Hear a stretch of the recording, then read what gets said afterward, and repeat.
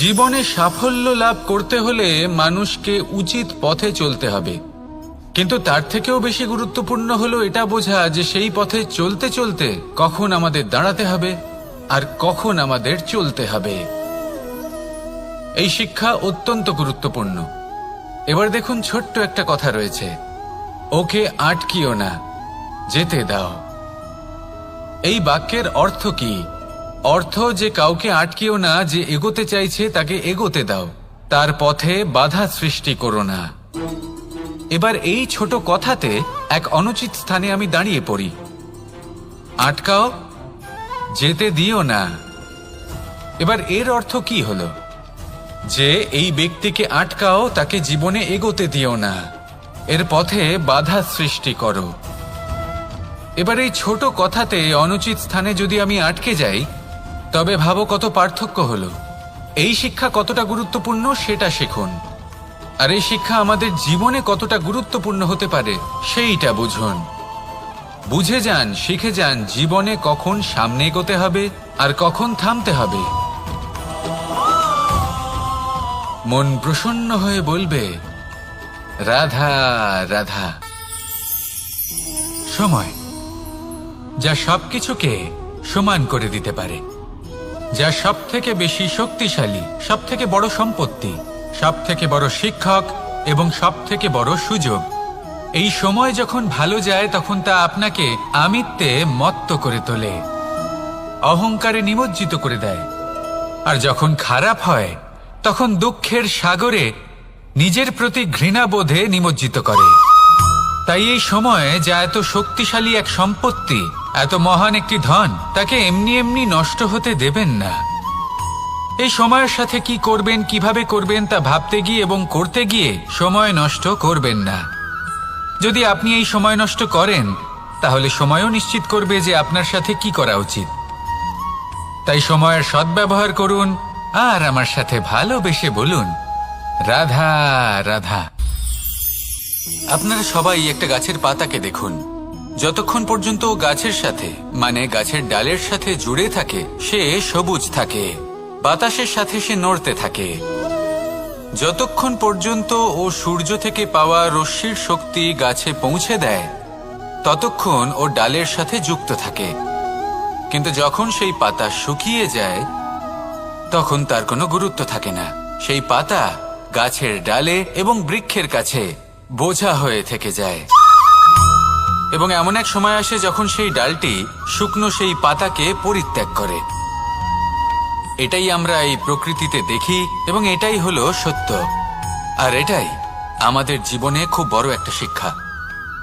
যদি আপনিও নিজের জীবনে নিজের আপনজনদের কাছে বোঝা স্বরূপ হয়ে দাঁড়ান, তাহলে তারা আপনাকে যতই ভালোবাসুক না কেন, ওনারা যদি নাও চান, তাহলেও এমন এক দিন আসবে যখন আপনার আপনজন আপনাকে পরিত্যাগ করবে।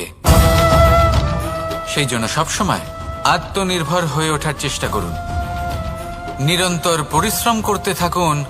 কারোর ওপর বোঝা হয়ে থাকবেন না, বরং তার সাথে মিলে দায়িত্ব পালন করুন। এমনটা করবেন, তাহলে আপনার সম্মানও বজায় থাকবে এবং সম্পর্কের মধ্যে আপনার মূল্যও বজায় থাকবে। আসুন আর আমার সাথে ভালোবেসে বলুন, রাধা রাধা। ঈশ্বর আসলে কে? সংসারের বেশিরভাগ মানুষের কাছে ঈশ্বর হলেন এই সংসারের রচয়িতা, পালনকর্তা।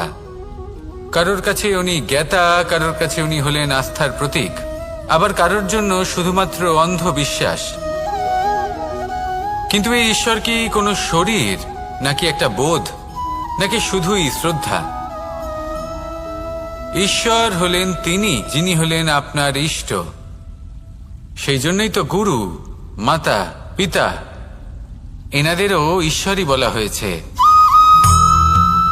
যাদেরকে আমরা ঈশ্বর বলে মনে করি, যারা আমাদের ইষ্ট, তারা আমাদের একটি পথ দেখান, একটি দিকে চালিত করেন। সেই পথে চলে আপনি শুভ কর্ম করতে পারেন। আর যখন কোনো ব্যক্তি তার ঈশ্বরের আদেশ পালন করেন, তখন সে নিজে থেকেই শুভ পথে অগ্রসর হয়ে যান। বেশ কয়েকজন মানুষ ঈশ্বরের ওপর আস্থা রাখেন এবং ভাবেন যে অনুচিত কোনো কাজ করা উচিত নয়, ঈশ্বর দেখছেন। ওনারা ভয় পান যে কোনো অনুচিত কর্ম করলে কে জানে তার পরিণাম কি হবে। এমন অনেক ব্যক্তি রয়েছেন যারা ঈশ্বরকে বিশ্বাস করেন এবং জানেন যে ঈশ্বর তাদেরকে দেখছেন, তাই যে যে শুভ কর্ম ওনারা করেছেন তার ফল তারা অবশ্যই পাবেন। এবার আপনি ভয় পেয়ে ঈশ্বরকে বিশ্বাস করবেন নাকি বিশ্বাসের দ্বারা ঈশ্বরকে বিশ্বাস করবেন, সেই সিদ্ধান্ত আপনারই। কিন্তু হ্যাঁ, যদি আপনার মনে ঈশ্বরের জন্য কোনো স্থান থাকে, যদি আপনার কোনো ইষ্ট থাকেন, যদি আপনি কাউকে ঈশ্বর মনে করেন যার প্রত্যেক আদেশ আপনি পালন করে থাকেন, তাহলে বলি ঈশ্বর কখনো আপনাকে অনুচিত পথে চালিত করবেন না। আসুন আমার সাথে ভালোবেসে বলুন, রাধা রাধা। কথায় আছে যে স্বপ্ন এবং লক্ষ্য হলো একটি মুদ্রারই দুটি দিক। যতক্ষণ না স্বপ্ন দেখছেন ততক্ষণ বুঝবেন কি করে আপনার লক্ষ্য কি। স্বপ্ন দেখে যদি নিজের লক্ষ্য বুঝতে পারেন, সেটা পেতে চান, তবেই সেটা লাভ করতে পারবেন। কিন্তু স্বপ্ন এবং লক্ষ্য এই দুইয়ের মধ্যে একটা ভারসাম্য রয়েছে যেটা বজায় রাখা প্রয়োজনীয়। একে আমরা বলে থাকি পরিশ্রম। দেখুন, যদি আপনি স্বপ্ন দেখতে চান তাহলে পরিশ্রম ত্যাগ করে নিদ্রা লাভ প্রয়োজন। কিন্তু যদি আপনি লক্ষ্য লাভ করতে চান তাহলে আপনাকে নিদ্রা ত্যাগ করে পরিশ্রম করতে হবে। তাই আলস্য ত্যাগ করুন এবং সিদ্ধান্ত নিন যে আপনি কি চান। আপনার জীবনের এই তুলাদণ্ডে স্বপ্নের পাল্লা ভারী হওয়া প্রয়োজন নাকি লক্ষ্যের?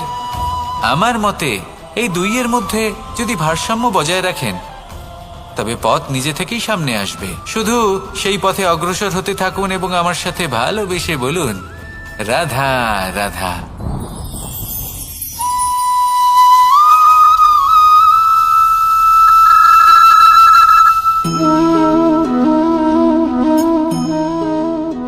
মোহনের বাঁশির এই সুর, এই সঙ্গীত কার না পছন্দ হয়?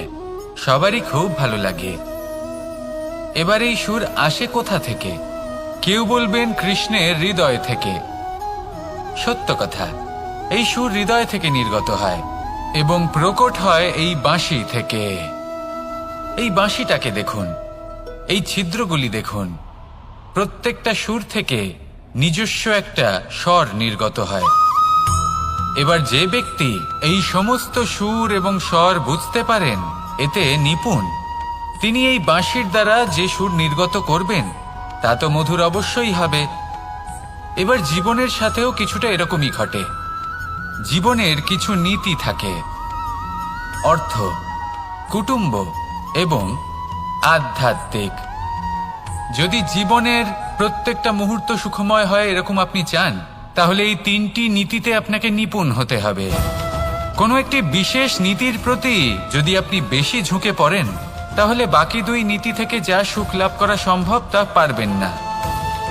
ধন অর্জন করতে হবে পরিবারের জন্য, পরিবারের সুখ মনের শান্তির জন্য, মনে শান্তির প্রয়োজন মনের শুদ্ধতার জন্য। যখন এই মন শুদ্ধ হবে, জীবন শুদ্ধ হবে, পবিত্র হবে, সুন্দর হবে এবং ভালোবেসে বলবে, রাধা রাধা। আমি রথে যাত্রা করি, তাতে বারবার পথে থামি আর দেখি যে আমি অনুচিত দিকে যাচ্ছি না তো, আমি উচিত পথেই যাচ্ছি তো। কারণটা কি? কারণ হলো যাতে আমি পথভ্রষ্ট না হয়ে যাই। জীবনযাত্রাতেও এটাই প্রয়োজন। জীবনযাত্রায় ভোগ বিলাসের পথে হারিয়ে যাওয়া খুব সহজ। বারবার থেমে আপনাকে দেখতে হবে, নিজেকে কিছু প্রশ্ন করতে হবে। আমি কি আজ সেই কর্মই করছি যেটা আমি করতে চেয়েছিলাম? আমি কি আজ সেই জীবন যাপন করছি যেমন আমি যাপন করতে চেয়েছিলাম? যদি এই প্রশ্নগুলোর উত্তর হ্যাঁ হয় তাহলে এগোতে থাকুন, নয়তো থেমে যান এবং বিচরণ করুন। মনে রাখবেন, এই সংসার অত্যন্ত জটিল আর এতে হারিয়ে যাওয়া অত্যন্ত সরল। সেই জন্য নিজে থেকে বারবার থামা এবং জীবন চিন্তন করা অত্যন্ত আবশ্যক। তাহলে সেটাই করুন আর আমার সাথে ভালোবেসে বলুন, রাধা রাধা। এই সংসারে যখনই দুজন মানুষ একত্রিত হয়ে কোনো সমস্যার বিষয়ে আলোচনা করেন, তখন হয় সবার শেষে কোনো না কোনো সমাধান বের করেন বা কোনো না কোনো বিবাদ করেন। এই বিবাদ হলো মনুষ্য জীবনের সবথেকে বড় ঝামেলা, সবথেকে বড় সমস্যা। ভেবে দেখুন এই বিবাদ কেন হয়? তখনই হয় যখন বার্তালাপ ঠিকমতো হয় না। আর বার্তালাপ ঠিকমতো কেন হয় না? কারণ বেশিরভাগ সময় মানুষ একটাই ভুল করে বসে। সামনের মানুষের কথা শোনেন, কিন্তু তার উত্তর দেওয়ার জন্য,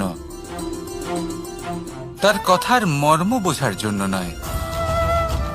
কিন্তু যেদিন থেকে, যে মুহূর্ত থেকে আপনি এটা শিখতে শুরু করে দেবেন যে আমি অপরের কথা শুনব, কিন্তু সেটা বোঝার জন্য, তাকে উল্টে জবাব দেবার জন্য নয়, সেদিন থেকেই বিবাদের সমাপ্তি ঘটবে আর বার্তালাপ স্পষ্ট হয়ে যাবে।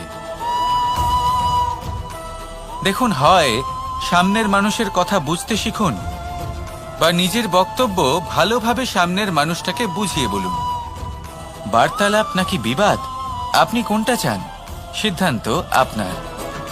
আসুন আর আমার সাথে ভালোবেসে বলুন, রাধা রাধা।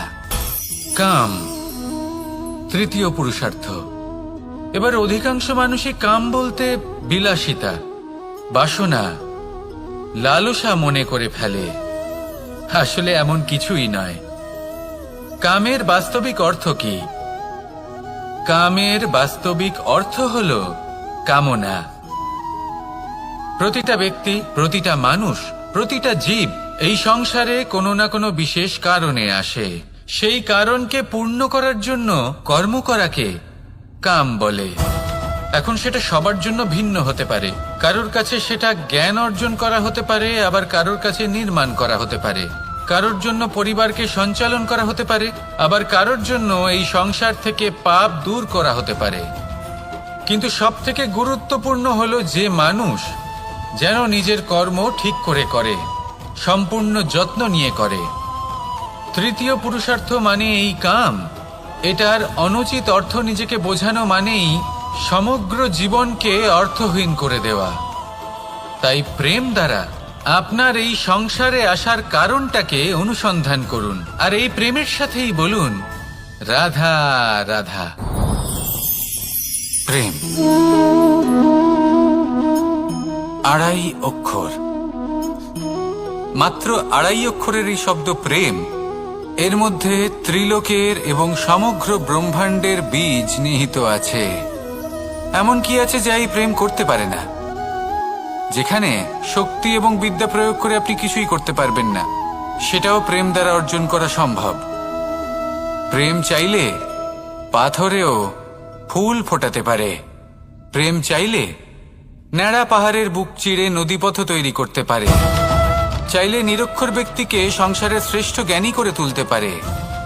শুধুমাত্র এই প্রেমের জন্য সবার দুষ্টু কানাই ঘনশ্যাম হয়ে উঠেছিল। শুধুমাত্র এই প্রেমের টানেই ত্রিলোকের স্বামী দ্বারকাধীশ নির্ধন সুদামার পদসেবাও করেছিলেন। এই প্রেম হলো সংসারের সবথেকে বড় শক্তি। এই সংসারের আধার হলো প্রেম। এমন কিচ্ছু নেই যা এই প্রেমের পক্ষে সম্ভব নয়। যেখানে বিদ্যা এবং শক্তি সাহায্য করতে পারে না, সেখানে এই প্রেম আপনাকে জয়ী করে দিতে পারে। তাহলে আসুন আর আমার সাথে ভালোবেসে বলুন, রাধা রাধা। আমরা যখনই কোনো যাত্রায় যাব বলে মনে করি, তখনই আমরা প্রস্তুত থাকি আসন্ন বিপদের জন্য বা সংকটের জন্য। যেমন যদি আমাদের মনে হয় যে আজকের পরিবেশ খুব ঠান্ডা হবে, তাহলে আমরা গরম বস্ত্র ধারণ করি বা সেটাকে সাথে নিয়ে যাই। যদি মনে হয় যে বৃষ্টি হতে পারে বা বৃষ্টি হয়ে চলেছে, আমরা দেখছি, তাহলে আমরা একটা ছাতা সাথে নিয়ে নিই। আমরা প্রস্তুত থাকতে চাই এবং এটাই উচিত, এবং সেই কারণেই আমরা যাত্রায় সাফল্য লাভ করি। কিন্তু যদি আমরা কথা বলি জীবনযাত্রা নিয়ে, যা কিনা সব থেকে বেশি গুরুত্বপূর্ণ, তাহলে তার জন্য আমরা পূর্ণরূপে প্রস্তুত থাকি না। আশেপাশের মানুষ, এই সমাজ, আমাদের সাথী, আমাদের মিত্ররা যে কোনো মুহূর্তে বদলে যেতে পারেন। সেই জন্য আমরা নিজেদেরকে কখনো সাবধান করি না, কখনোই নিজেদের প্রস্তুত করি না। আমাদের এটা কখনোই মনে হয় না যে এরকম হতে পারে, আর সেই কারণেই শেষে গিয়ে আমরা অত্যন্ত দুঃখ পাই। একটা অমূল্য শিক্ষা আছে যেটা আমাদের লাভ করা উচিত। সতর্ক থাকা উচিত। এই জীবনযাত্রার জন্য শুধুমাত্র এই পরিবেশের বিষয়ে তথ্য সংগ্রহ করা বা তাকে অনুমান করা এটুকু হলেই চলবে না। আমাদের আশেপাশের মানুষজনকে দেখতে হবে, তাদের স্বভাব পরিস্থিতির ওপর নজর রাখতে হবে। যখন তারা রং পাল্টাচ্ছেন নজর রাখতে হবে, তা অত্যন্ত আবশ্যক। পরিবর্তন আপনার জীবনে অবশ্যম্ভাবী। সঠিকভাবে তার সম্মুখীন হন। আসুন আমার সাথে ভালোবেসে বলুন, রাধা রাধা। আপনি এটা শুনে থাকবেন যে ছোট্ট একটা বালক, সে ঈশ্বরের প্রতিরূপ হয়। কিন্তু এমন কেন বলা হয় তা কি আপনি কখনো ভেবে দেখেছেন?